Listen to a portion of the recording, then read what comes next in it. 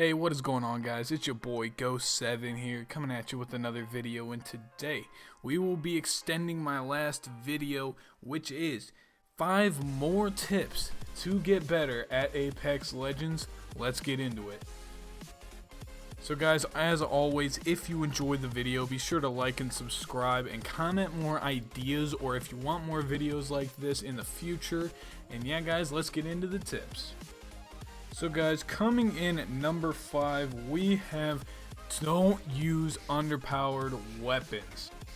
One thing that I see a lot of people do is they go out and they challenge gunfights when people have R301s or R99s. They challenge them with Mozambiques. That is going to get you killed almost 100% of the time because the Mozambique is such an underpowered weapon, and the R99 and the R301 are really good weapons. So obviously I'm not going to go through the list of all the good and bad weapons, but you just got to play the game, get the feel of the guns, and figure out what you like to use and what is not too underpowered and something that you're good with that you can get kills with, because that is important when it comes to late game.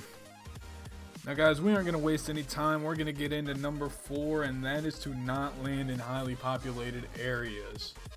Now I know that's one thing that a lot of people want to do because they want to land, they want to get a lot of kills, they want to get good loot, which is important, but there are a ton of good places that you could land instead of in this clip you see me in bunker. That is a very bad landing spot for beginners because there are so many people there and there's so little room to work with. You have to maneuver yourself perfectly to get out of that situation. Now obviously when you get a little bit better at the game, a little bit more advanced, and you have better gun skill and you can aim better and you can just do everything better, it's not a bad idea to land at highly populated spots, but it's still risky. If you die early game, you're not going to win the game because you can't get the late game if you die to early game. It's a pretty simple formula there. Now guys, just remember that you don't want to land at these highly populated spots because even though they have good loot, there's still so many people that land there because they also want that good loot. If you land like where I am right now, if you land there, you'll get good loot. There will be a couple people, so you'll still get kills off the start, but you'll get good enough loot to make it to the late game, which is the most important thing when trying to win games, obviously. Now guys, that sums up number 4, so we're going to get right on into number 3 on the list, which is land somewhere you can get loot. Now I know you guys may be thinking, Ghost, you just told us not to land at places with good loot because there's going to be a lot of people there. Well, you're right. You don't want to land at the highly populated areas, but there's a ton of low populated areas with mid-tier to high-tier loot that you could just easily take. The loot that you get in low to mid to high tier loot places isn't too different. You can land at a high tier loot place and come out of there with gray armor and a Mozambique, but you could come out of a low tier loot area with an R301 and blue armor, which puts you already in a better situation than most people in the game. Now when I say that, don't land out in the middle of nowhere because you won't get anything. You have to land where there's houses, where there's buildings, where there's just anything you can take for yourself and loot for yourself without having to encounter too many other people. Anyways guys, that was number 3 on the list. We are now moving into number 2, and number 2 is to use your surroundings to your advantage.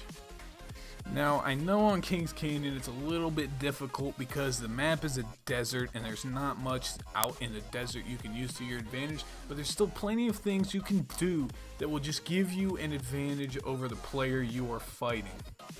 For example, if there is a supply bin around you, you could use that. You could hide behind the supply bin to heal up or just to regain your composure, fight the guy, throw him off even a little bit, and then get back into the gunfight. That would help.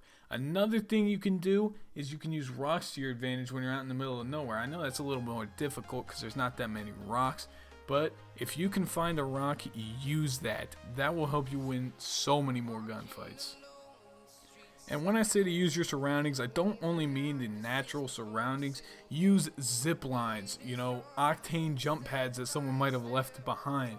Use the, what are they called? The redeploy things if you have to. Just get an advantage or get out of there. That's what you got to do. My thing is if you can't get an advantage on the person you're fighting, you might as well leave the gunfight, go regain health, go regain composure, get the drop on him, do something to get an advantage on him, because that will help you win your gunfights. If you don't have an advantage, it's going to be harder to win the gunfights because it will be sheer gun skill that you have to use to win the fight. That, in the long run, is one of the most important tips, because in late game, if you use a cliff to head glitch or to hide or heal or something, use anything you can to heal in the late game, it will help you tremendously, because that person on the other team might not have time to heal.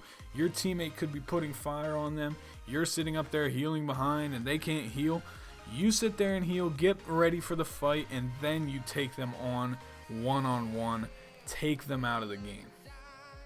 Anyways guys, that's all I have for number 1. Finally, we have don't push everything. I see a lot of people who are skilled in other games come over to Apex, and they just think they can push everything because they are more skilled than their opponent. That is not the case at all. Pushing people is for when you have that advantage. Obviously, you want an advantage. If you push them when both teams have full health, it's going to be hard because they're going to hold their ground and you have to push up to them. If you tag them, take off any of their shield, do anything, that's when you gotta push, because then they're weaker than you and you can take them down. Now obviously it's harder to push the more skilled players, but as you become more skilled, pushing can get easy by using your surroundings to your advantage in that last tip, because you could slide behind a rock, or you could slide on top of a rock, or you could use a zip line to push someone. You could do so many different things to push someone without them knowing it, and if you do that, you'll be able to get off some shots. And once you get off those shots, they're weaker than you. You just have to rely on your gun skill to finish the fight. If you can do that, you will win so many more gunfights. Now the last thing I have is for the late game. It goes along with that tip. You might not want to push at all in the late game, because when you push in the late game, that puts you at a disadvantage. Unless you know that the opposing team is weak, you don't want to push. You want to hold angles. You want to make sure that they have to fight you. You don't have to go to them. They have to come to you. And once they come to you, you take them out. Your team puts fire on them, takes off their shield, then all their health, then they're dead. Boom, you just won the game. Congratulations. Anyways guys, that's all I have for the video. Like I said at the beginning of the video, make sure that if you enjoyed, be sure to like and subscribe to the channel for more content like this. I make a lot of Apex videos and it helps a lot of people out. So if you are looking for Apex tips, you've come to the right place. Anyways guys, it's been your boy Ghost7, and I will see you in the next video. Bye.